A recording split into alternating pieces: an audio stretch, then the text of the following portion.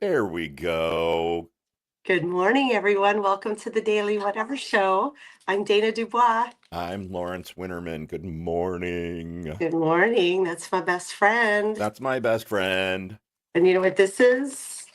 It's my The last. last treat. It's the final dog treat. Do-do-do-do. Okay, this is never going to hold her for the Do-do-do-do-do. whole show. Take that. Oh, that's never gonna be enough. It's never going to be enough. For 2 days, I've had it sitting in the cart and I've not ordered. Um, but we'll just wing it here on the Daily Mama, Whatever what are you Show. doing? Yeah, it's Bestie Day. Sorry, my glasses are smudged. I need to be able to see you and all the names of all of our friends joining better than I can right now. And I'm going to the eye doctor today. Exciting things, but I promise no new glasses. I mean, I might get new glasses, but I have like five backup pairs of these for the next however long my life goes on, so that these Nice. will always be my Did you frames. really literally order like five, 6 frames of that so that you would Yes, always have some? I did it the first time I saw them online on this site called Zlol. I swear they're not sponsoring us. I wish they were. It's there, and then but those were tortoise shell on the bottom and black on top, and Right. they're somewhere in my house, Lawrence. I cannot find them. Went through two of the, I don't know, five or six pairs I ordered, and then couldn't find them. And I looked everywhere, and I found these online, and and they're just all black. And so I ordered five or six more, and I know where those are. Yeah. To be None clear, so they're like black. these are none more black, yes. And Yes. to be clear, they were like $15 a pair, which is also what, Well, like, because, after. you ordered them from zlols.com. Yeah, exactly. But my optometrist was I'm like, sure it's the highest quality Chinese plastic. they were like, the optometrist office is like, yeah, they're fine. They're no different. And I was like, why would I pay $600 for a pair of frames then? And he's like, me. Ooh. Did you just, So I think I Dana just exposed the entire optometry industry. all I know is I've had them for years and they're fine. Here's a spare pair. The only thing that happens sometimes is the gems fall out. See, that one's missing a gem, Yeah, yeah, but that's not the fault of the glasses. Yeah, that's just what happens with rhinestones. yeah. These have been fine for a couple of years now. So I think the pair with the missing gemstone, didn't you lose that and then recover it at some point? no, I Okay. never recovered it. That's just a dream of yours, Lawrence. Once you lose something, you never get it back. Yeah, friend, believe me, I'm currently living that reality. I know. I know. Especially boyfriends. Yeah. All Gen X dating is grief, Lawrence. The type. Yeah, that's an interesting premise. What are you trying to say there, Dana? Well, first of all, we should say it's Bestie Day. So this is what today's going to be about. Us just catching up. And we also have two cool songs to share at some point. Protest songs that we're going to share during the course of the show. I think we're going to Hmm. try sharing music, but um, yeah, Gen X dating is grief. That phrase came to me, and it's one of the 179 as yet unfinished drafts in my draft folder Mm, for stories. And this is what I mean by it. I kind of mean two different things. One of it is around my explicit lived experience, but the other is around the concept in general that as a 50 something woman looking to date, um, all of us who are looking to date at this age are looking to date because we have experienced grief of some form. We have had a marriage fail, or we have never known marriage or deep partnership and have wanted to, or we've experienced the death of a spouse, right? Like, those are kind of the three options of why someone is available at our age. That's the broad concept. And then the specific one is like the last three people I've dated have each had a unique, pretty acute reason to be in grief. And it has had a very big impact on them, on me, and the ability to have a relationship. So, and yeah. I think that's not unique. I think as people our age who are dating, and who are looking for like a monogamous partnership and to be with someone with a high sense of emotional IQ, it's really important to acknowledge that grief is always part of the equation through the joy, the wonder, the sex, the fun. Even in those early stages, grief is present. And if you don't acknowledge grief, it's either going to be very superficial or it's going to impact the ability to grow and connect because you're both coming with grief, right? Yeah, And that's actually, I would add a fourth layer of grief, which is my grief. Which I mean, I have one of those. Of course, my marriage ended, but my marriage ended a very long time ago, and so that's a very quiet old grief. But the chronic grief is the like my partner pillar has been empty for over a dozen years. I've had boyfriends, had lovers, but I haven't had a partner in over a dozen years, and I've wanted one. And so that is a very background. It's a long-term grief, not an acute grief, but it still is present, and it's a grief that always takes the back seat to acute grief. That's the premise of the story. I should just download the transcript and be like, there's my story. right, right. Yeah, take take what you just said, the transcript, plug it into Chat GPT, and say, "Help me Make turn me a this into a draft." right, but don't make it sound like ChatGPT wrote it, which is still impossible. You are being a very bad co-host. Yeah, I love that. I love that OpenAI came out the other day. Sam Altman or whatever his name is, and he was basically like, yeah. So the latest version of Chat GPT is really bad at writing. It's like, oh, do you think so? Did he say that? I completely missed it. Yeah, yeah. No, like apparently Seriously? they broke Chat GPT. The latest version apparently is particularly bad at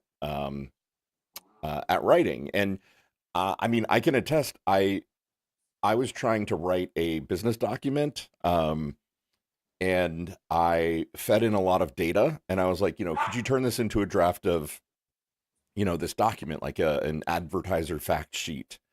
Yeah, And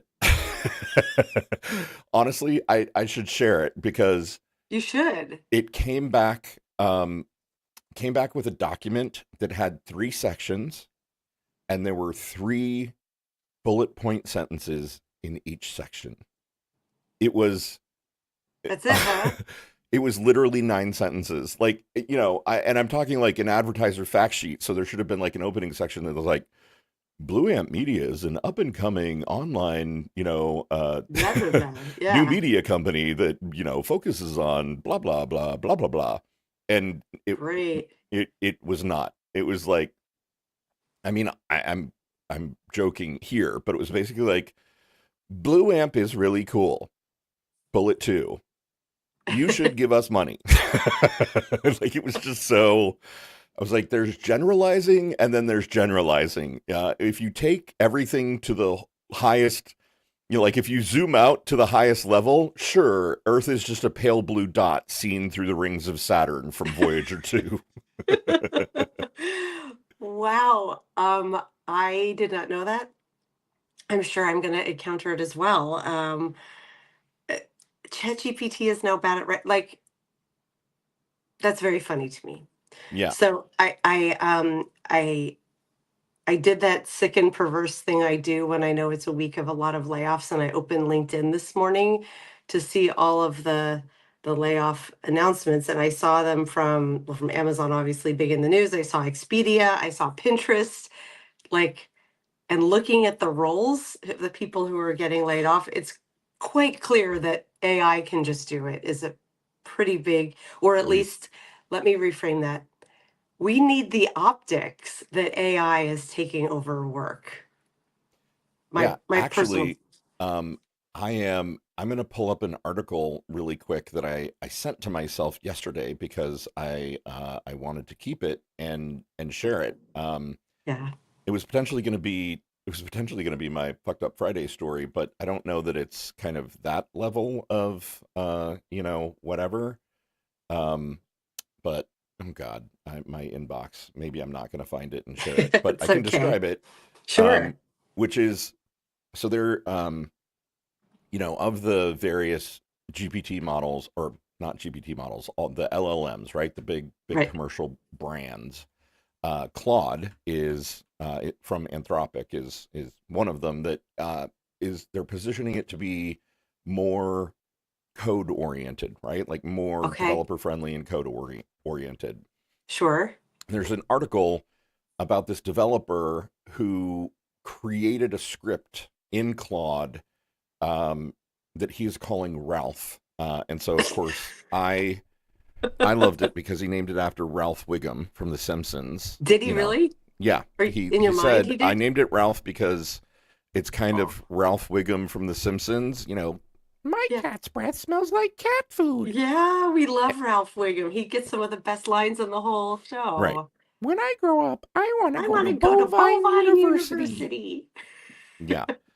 Uh, but also because he said it makes me want to Ralph. It makes me want to puke what I've just done. So Oh my it's a God. script. It's a He said that loop. out loud to a Yes. No, journalist? he literally the whole point of the article is he's like, I think I might have just broken the entire software industry. Um, and this is the magnitude of what we need to consider with AI because he wrote this script that basically tells Claude, if I give you the specs and I give you some base code for anything, please go duplicate this. Like basically go like, hey, here's a description of what Photoshop does. Go make Photoshop. And then it iterates over and over and over again. And he assigned it a limit of $10 an hour. He's like, you can spend $10 an hour on resources, on like development time, Azure cloud time, whatever, AWS, blah blah blah, whatever it needs. $10 an hour. So the Okay. price basically of somebody working minimum wage at McDonald's, $10 an hour, and it iterates over and over and over until it perfectly duplicates Photoshop or literally any other piece of software or SaaS service or anything that exists on the internet that Could he make companies the Daily charge money Whatever? for. Could he make the Daily Whatever show though? Could he replicate our friendship? I mean, no, I like, unless we're both bots, which, 47 years, the jury's still out. Um, but I mean, so apparently it's burning up Silicon Valley, right? Because there Oh are my all these God. startups out there that are like, I have an idea. And they're using Ralph to Sure. build their product. And so they Yeah. don't even need engineering teams. The people that make 250, 300, $500,000 a year, they don't Right. need them. They need $10 an hour and Ralph and Claude. And that's it. Wow. Ralph and Claude. It's like Right. these two super nerdy names. Oh, And doing the what dude, like, his whole article is, I think I might regret doing this because I think I just destroyed the entire software development sector. Wow. And I mean, like, think about how massive that is, and then think about, like, I don't know, all the add-on jobs that go with it, right? Like, I don't I don't, because I'm a PM, this is what came to my mind, but like ClickUp and Basecamp and, Yeah. Atlassian, Jira, and all those project management tools that were built, Yeah. Azure DevOps, all of them that are supposed to manage the software development cycle and all Right. other projects. You Don't don't need need them. them because all you're really doing is feeding your specs into Ralph and saying, "Go build this until you're done." Wow. That's wild. I I hope people are able to get into our show today. I have been trying to get into the chat. Speaking of, I don't know, software, Yeah.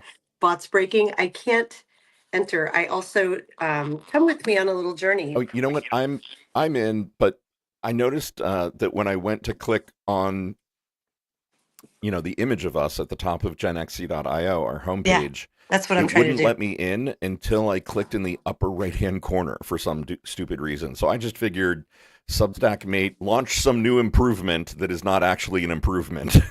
The upper right hand corner. Yeah. like Upper where right wing. the where it shows you the little live and the number of people in there. I clicked on Oh, that and somehow oh, that worked and let me in. yeah, that worked. So they changed the clickable surface inside the the view layer. So like basically That's so you not can't just click on the intuitive. whole image anymore. You got to click in the upper right hand corner. Thanks Substack. Thanks Okay. for launching that with no notification whatsoever. Well, and it's not intuitive because we've always been able to click. Why would you make a click area smaller so fewer people join? Right. They're only doing this to the liberal leaning shows. I, Probably. Yeah. I'm making that up, you If you're guys. Don't. clicking on the free press, you can You can you can click click on and it. sites next to the free press in the top 10 Just and it takes you to the free press. if you click on us, it's just going to take you to the free press. Sorry, Right. guys. That's just how it is now. So I'm just going to say hi, all in the chat. I have to lean over this way to see it. Yep.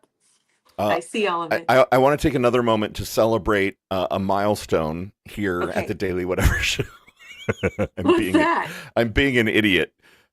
Yanni is our most loyal YouTube chat person, and I Oh, just promoted him to Grand High Archon of Moderation over on YouTube to help me oh. bash all the trolls over there. Do we Fortunately, have a we lot? have nobody watching us on YouTube right now, so it's a very easy first day, Yanni. Congratulations. Oh my God, that's hilarious. I was gonna say if we have trolls, I'm like kind of delighted because that means there's people actually showing up. But It was surprisingly fun yesterday when it was you and me and Fred to be monitoring the YouTube chat because it was super trolly and I just was blocking right and left, so it was kind of fun. are you all so good at it that they're like, It forget was it? it was just They're great because somebody was like, "The old fat man needs to swear less," and I was like, "Fuck you," and then I the blocked them. old fat man. Lawrence, please put that on a t-shirt. It'd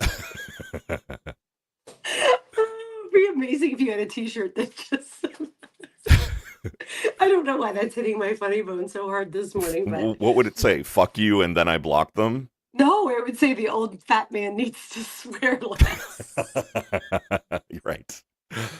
And Yeah, you should just walk around with that and have people look at you. yeah. Somebody thought he was so clever, and he's like, when does this Lawrence guy start working? December 23rd or December 24th? And I was like, Oh,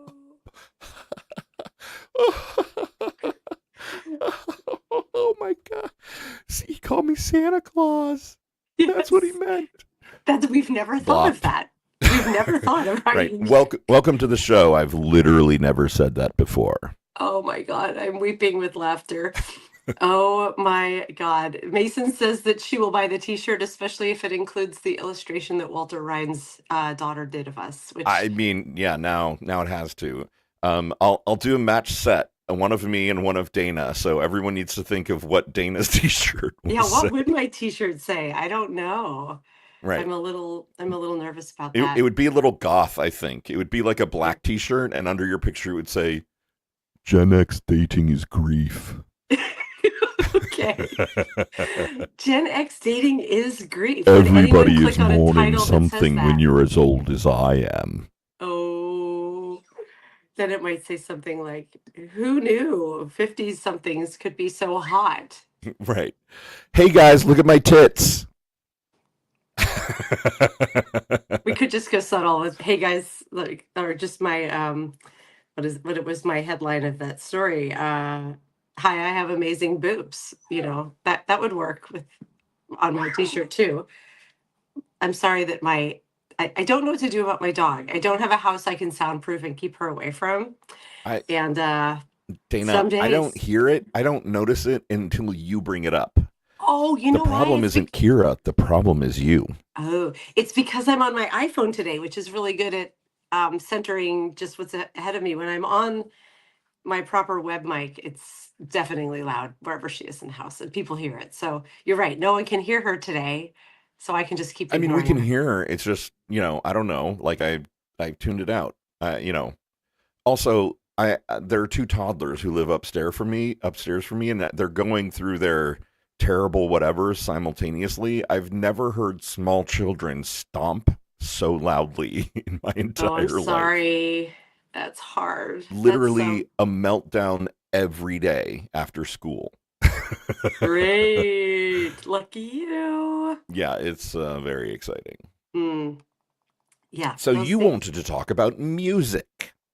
I wanted to talk about Gen X dating as grief and music. Um, We're kind of here with the most exciting topics, everyone. these are good topics to me. I mean, I find them fascinating. I will say I went on a fun date last night and I saw the movie Marty Supreme. Have you seen it yet? No, I No. have not seen any movies in a very long time. So no spoilers. If I hadn't either in the theater, especially, it was I love seeing movies in a theater. I just don't do it very often. Um, I enjoyed this film. I'm confused by this film, and I want to talk about it, but I won't talk about it here because you haven't seen it. But if anyone in the chat has seen it, hit me up in DMs because I need to process this movie. You could talk about it. To be honest, I'm probably never going to watch it. Right. The I've first, seen the yeah, trailers and it looks zero interesting to me. I'm very sorry.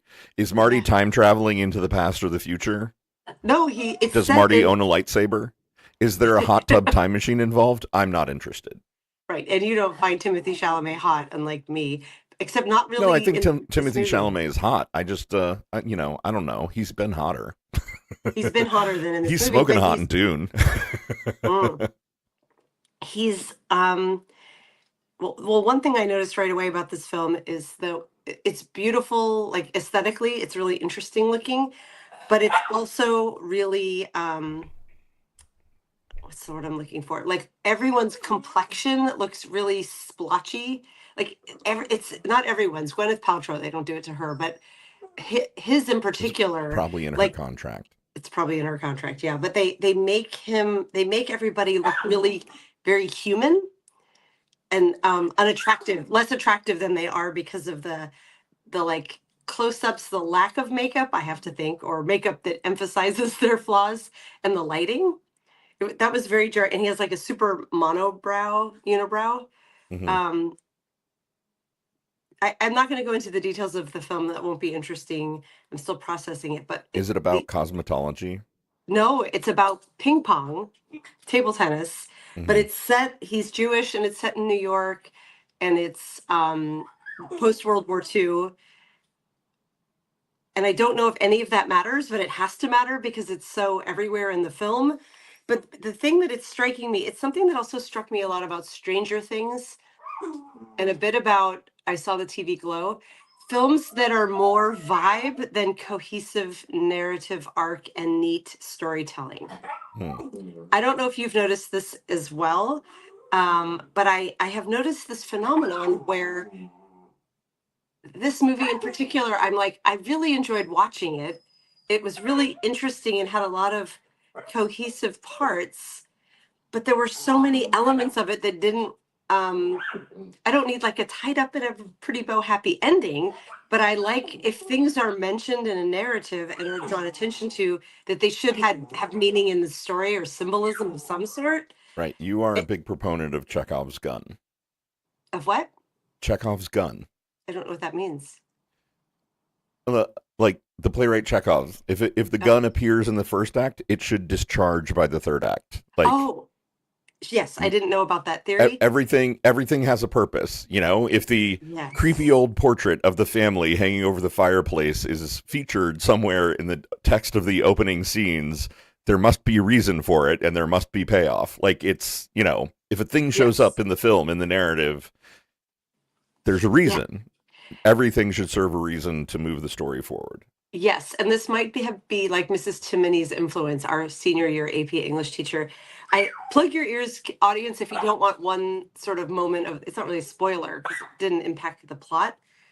I hold on one moment. I'm going to try to grab Kira because she's driving me absolutely crazy.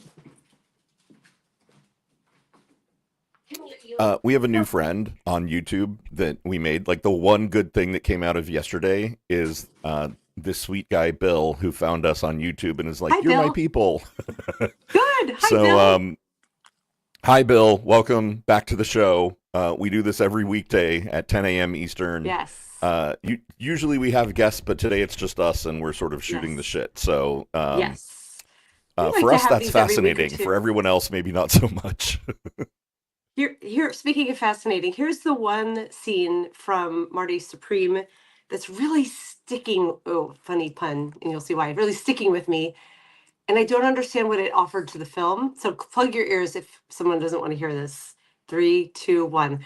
So um, it's pretty early in the film.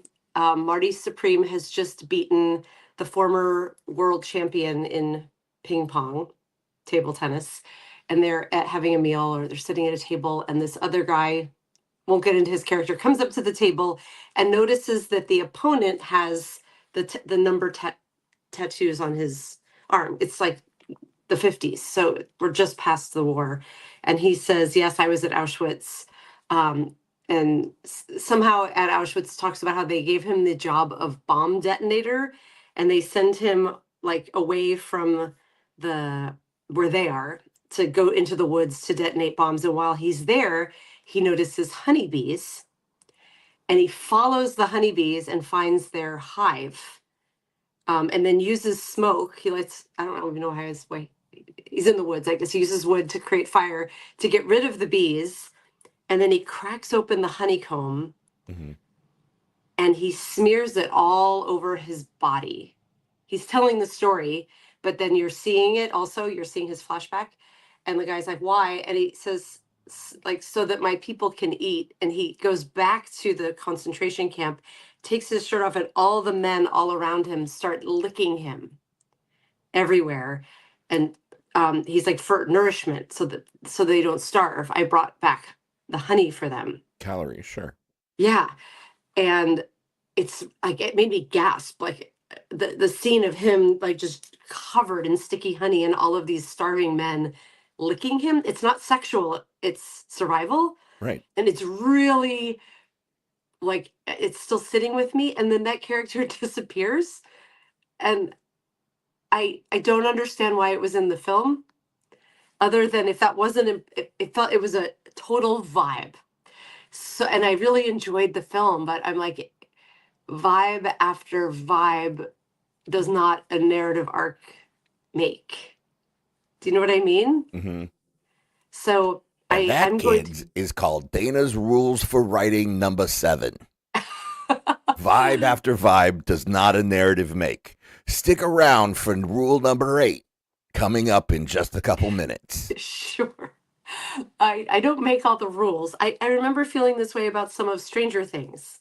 That Stranger Things is a delight. Of course, it's like, the hugest thing around. I loved watching Stranger Things, Since but they're honey smeared prisoners, yeah. right, even bigger than Honey Smeared Prisoners. But there are a lot of elements of it that were more vibe than storytelling, and there were a lot of character introductions where it was just then like, okay, what happened with that or them?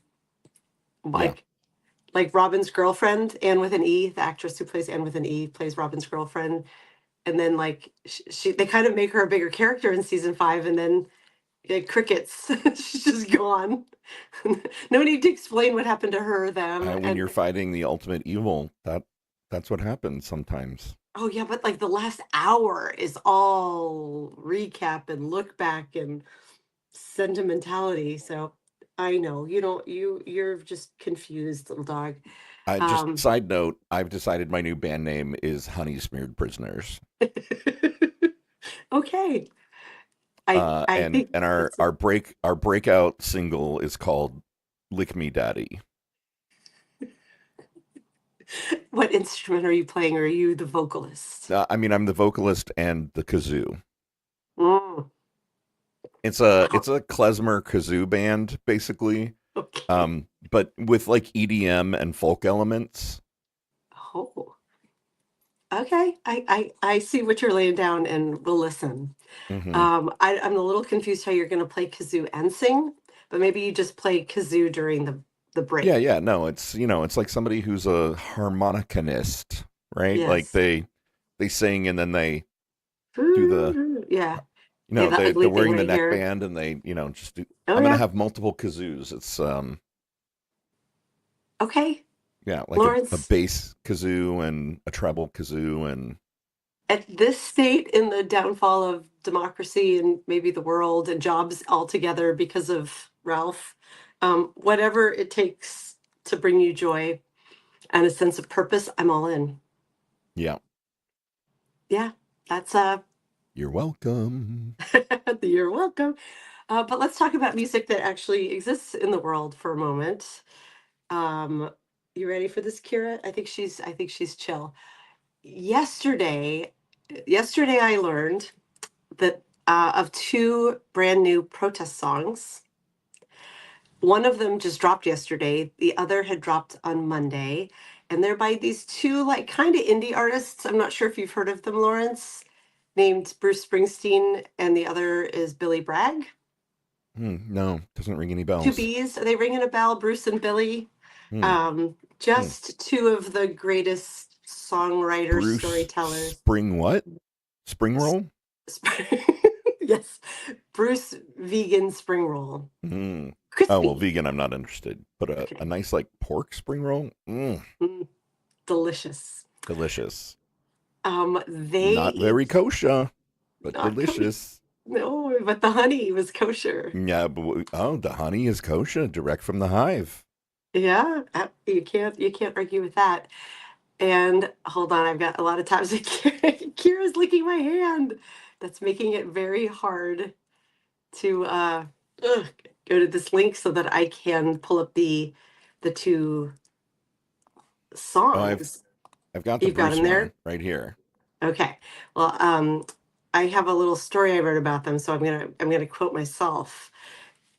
So sorry, I'm being very silly here, but Bruce Springsteen and Billy Bragg each ideated, wrote, recorded and released protest songs since the weekend.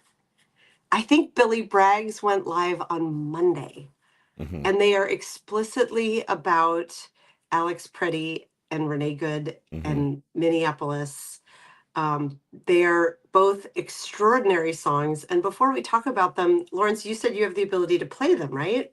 Well, I mean, I think I do. Okay, we're going to try this. Which song are you going to play first, Bruce or Billy? I think I'm gonna play the Bruce one first because I literally have the link right here.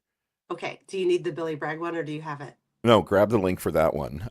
Okay, Okay, folks, we're gonna do a little this is called StreamYard. Streets of Minneapolis. Yeah, we're gonna do some StreamYard fun here. So let me see if I can do this correctly. Share screen. Look for share audio checkbox in the next window. Do, Okay, do, yes. do. Share screen. Also share audio. Yes, I'm sharing my entire Wait, screen. I'm Don't clicking. don't mind all the porn. Share. Hopefully, I'm sharing the right screen. Yes, there's infinite us.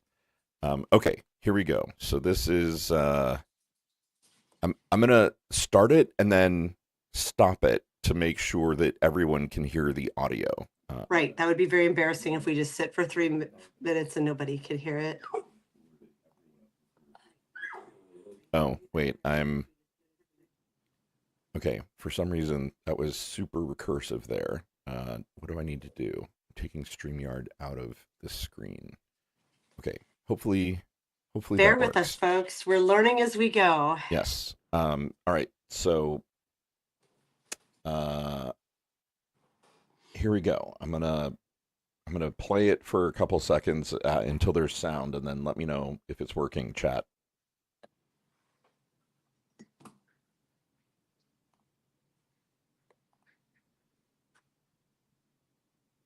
There is no Oh, video either. Just I don't it's hear anything. I don't either. Chat, can you hear anything? I'm guessing you cannot. Oh wait, no, because somehow I clicked mute that tab again. Sorry, they. Okay, this is not gonna work. No. Oh, All right. Okay, hang on. Let's both stop talking, and then I'll try again.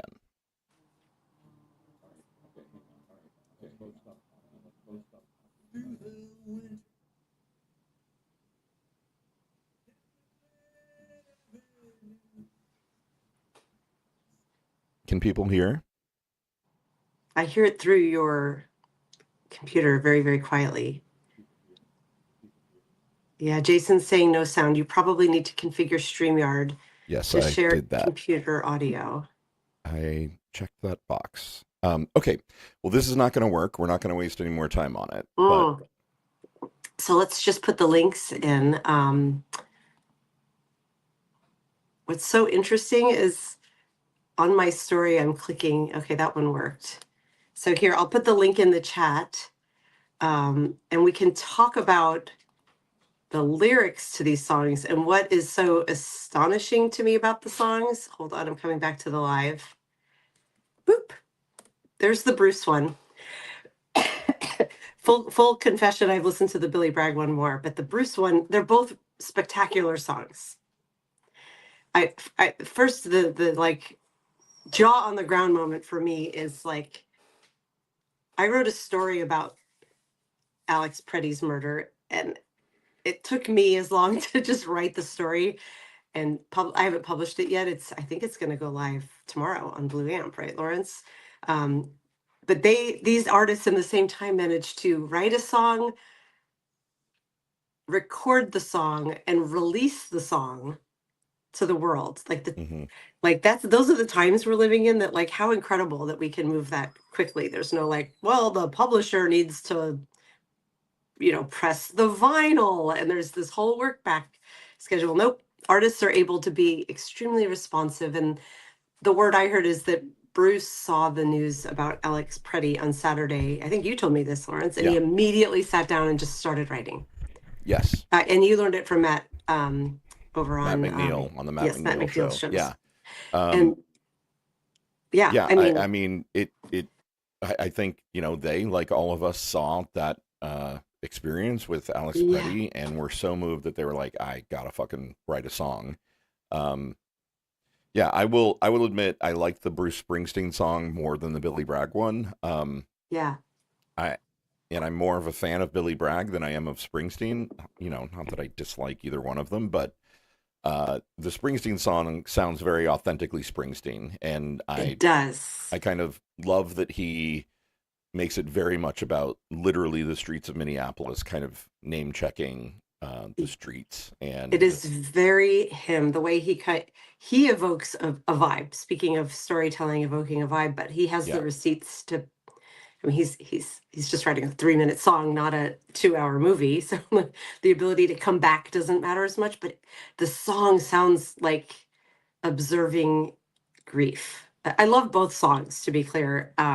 And I think this is a consummate Springsteen song, and Billy Bragg's is very him. He's not as famous in the US as Springsteen, but if you were a fan of his sort of jangly, very vocal forward, powerful lyric, very British style, like this is a very Billy Bragg song as well. But to talk about Streets of Minneapolis first, um, yeah, the word evocative just kept coming to mind as I was reading this. Like you can feel as he's walking around, and it's quite observational.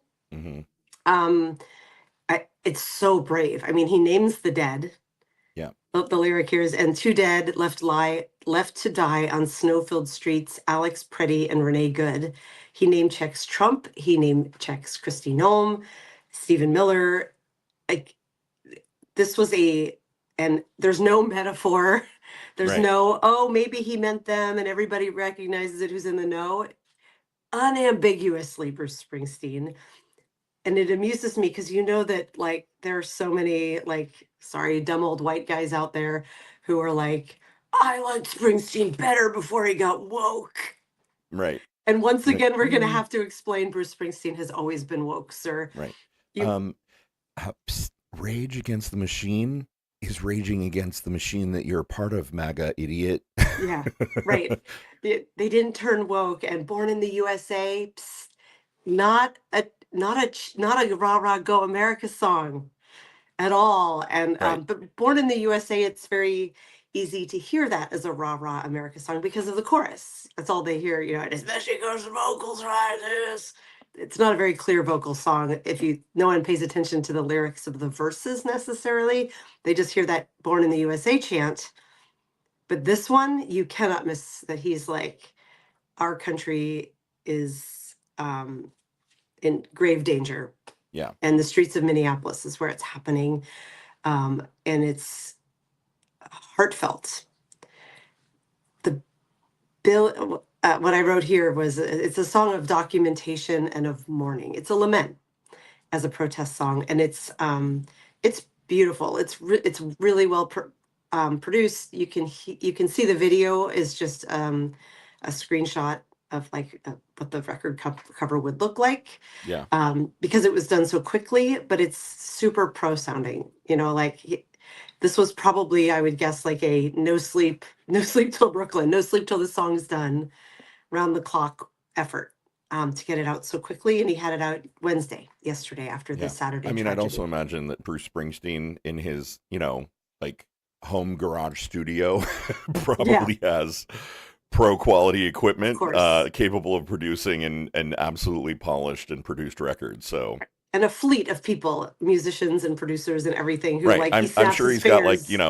he scrolls through his contacts and he's like, hey, I'm writing a song. I want it out in like 2 days. Can you come over and do Right. backup on this? And they're like, Yeah. yeah, of course. For Right. the boss, please. Yeah. And it's not like he needs to, I mean, I'm sure he has a PR person, but all he has to do is release it and be like, hey, so I put a song out about Minneapolis, and the press will follow.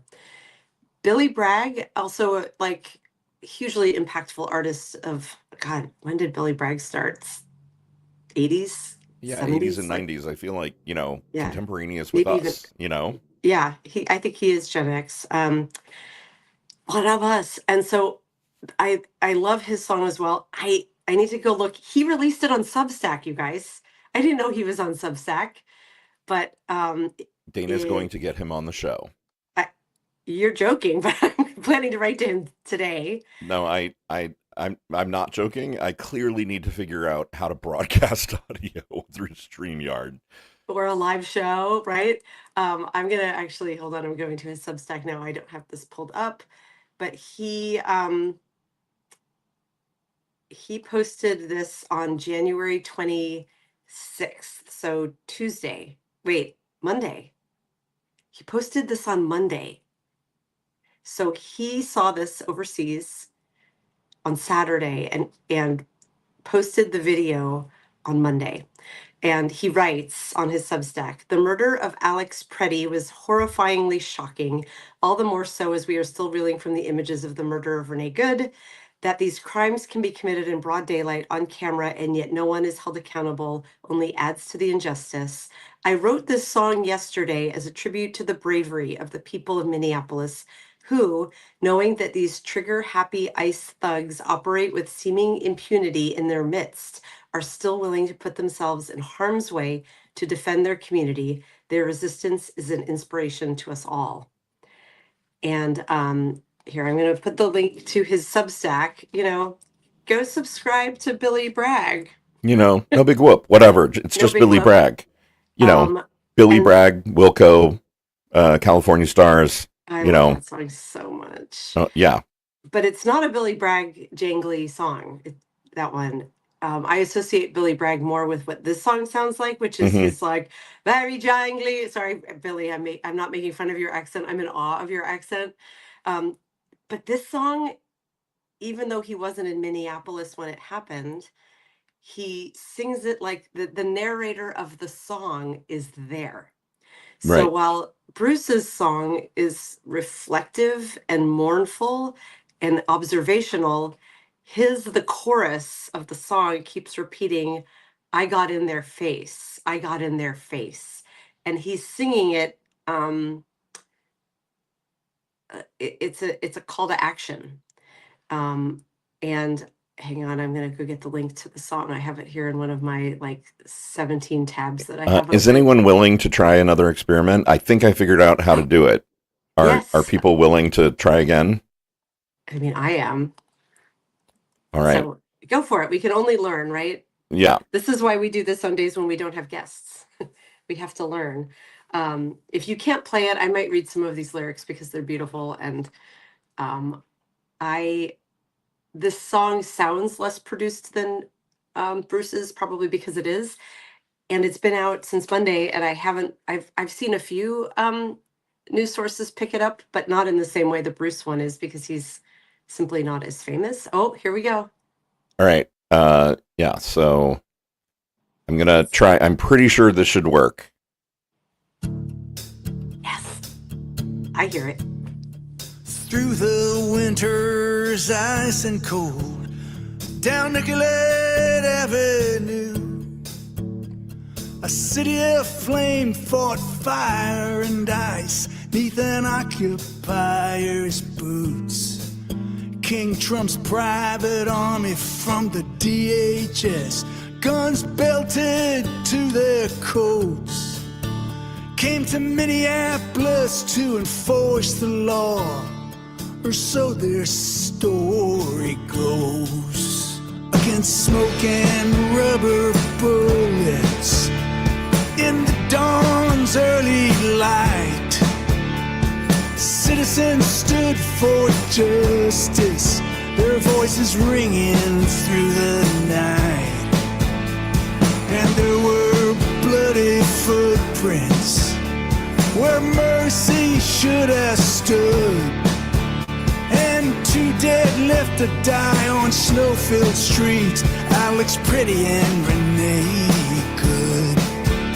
Oh, Minneapolis, I hear your voice singing through the bloody mist.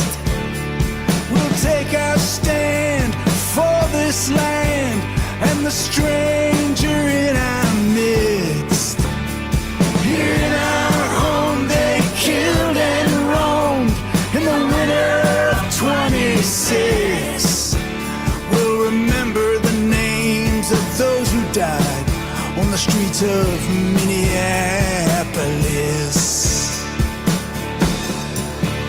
Trump's federal thugs beat up on his face and his chest. Then we heard the gunshots and Alex Pretty lay in the snow dead. Their claim was self-defense, sir.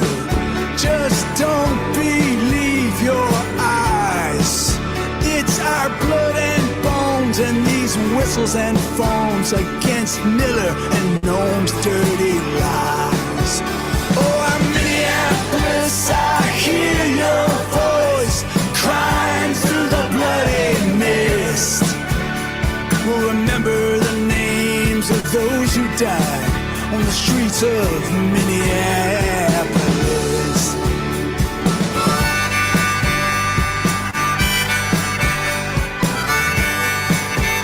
Who's your harmonica vocalist, Lawrence?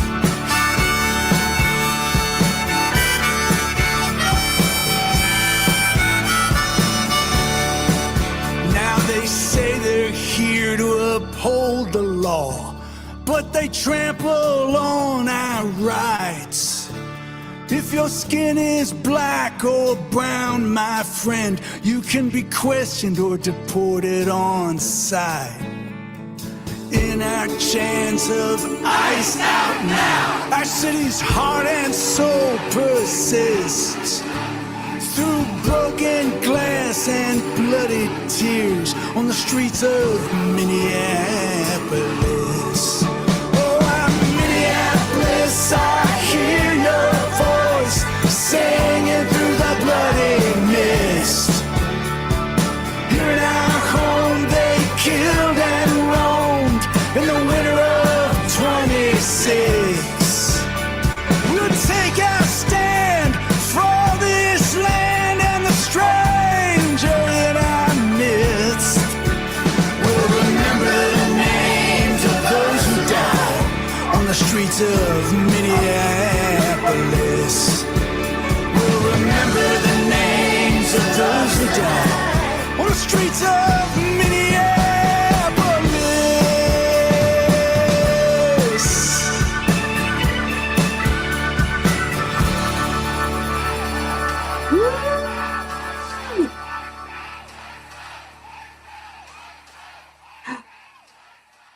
with the chills with the crowd at the end.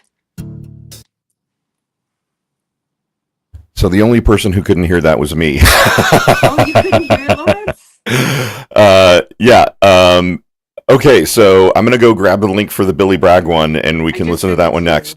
I'll text it. And also, Bruce, Billy, please don't sue us. This falls under fair use and like adoring promotion, I hope. I hope so too. That's why I spoke in the middle of it, Lawrence. Isn't it true that if you're like providing commentary?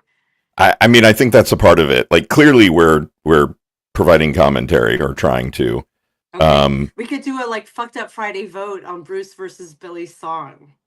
Bruce Nice. It's going to be hard to beat. It's far more produced and like, you know. All right, I'm trying to find Billy. Oh, here it is.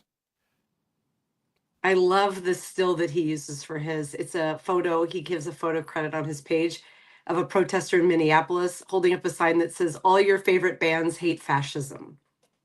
Nice. You guys can probably see that through your screens, but okay. I'm gonna hit play, and this again, I won't be able to hear it, I don't think. So somebody just give me a peep or something to ensure that you are hearing it when I hit play. Okay. I'll do this, and you guys weigh in the chat. Oh, I love Billy. Okay, here we go.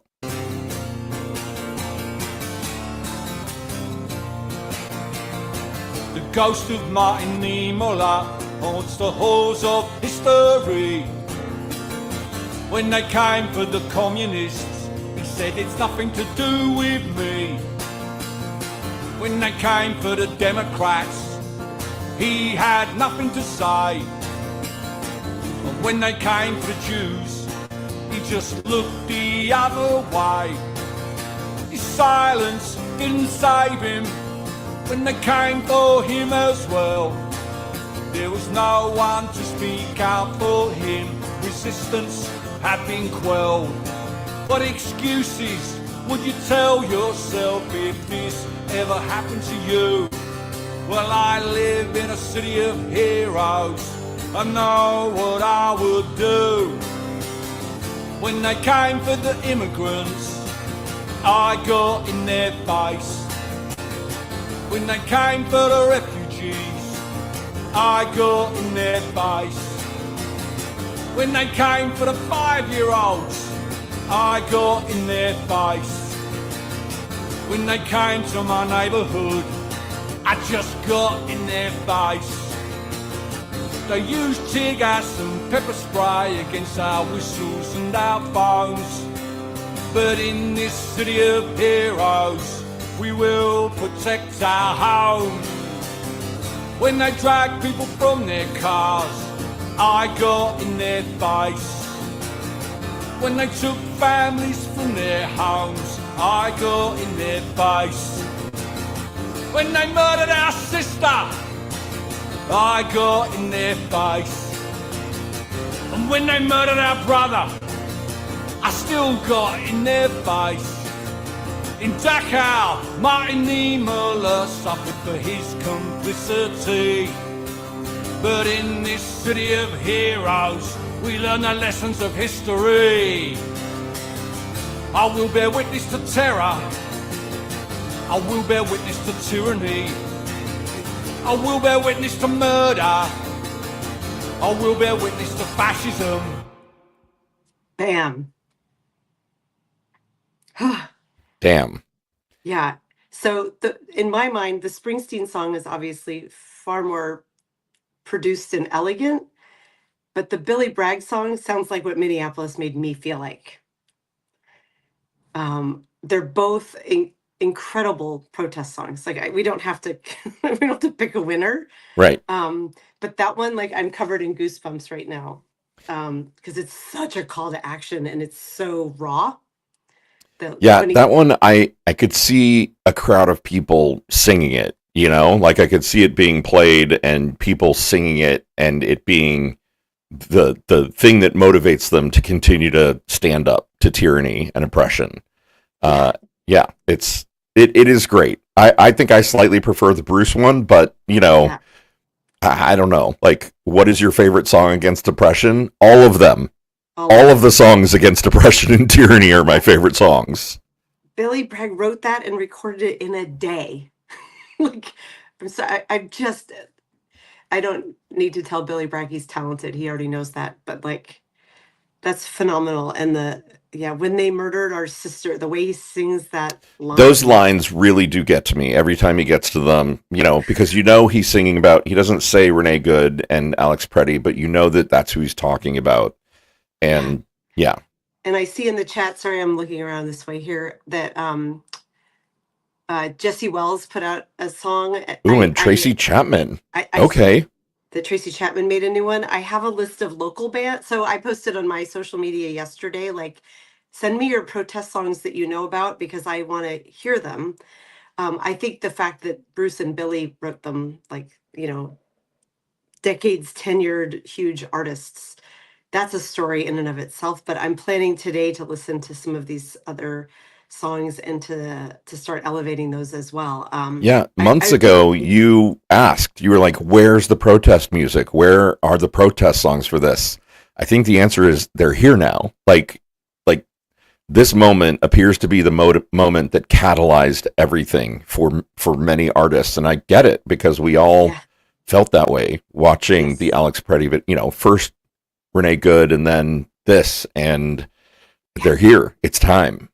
yes. And I think both responses to that are like, and by both responses, I mean Bruce's very measured, contemplative, this is important gravitas take, and Billy Bragg's like fire in the streets take. Oh, my browser just crashed. The chat got so active, the browser crashed.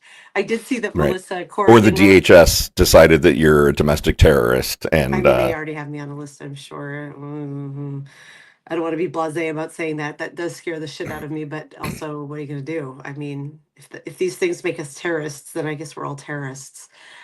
But um, Melissa said that Blue Amp is going to amplify them. We are. We're going to start sharing the art and the music of this moment. And there's a beautiful new painting, Lawrence, in Seattle on the side of I saw it. Swedish Yeah, you First sent it Hill. to our chat, and it's Yeah, really good. it's of Alex Pretty, just street art. Like, it's gorgeous. So um, I have a little story about these two that it's up on Medium, but we'll be posting it on BAM hopefully today, and we'll see how we'll get the reels of the internet going and posting it live. And I'm sure many people are going to be writing and talking about these songs. Um, I haven't seen a response from the White House yet, but I'm sure we will Or be. it's coming, You right? Like know it's Trump coming. is incapable of hearing himself be name checked and not responding directly. He'll be sitting on his golden toilet, tweeting, Right, rage rage tweeting, rage tweeting. truthing. Yanni says, I'm Songs adding of these to my truth. playlist called Songs That Are Played When That Day Happens. Yeah.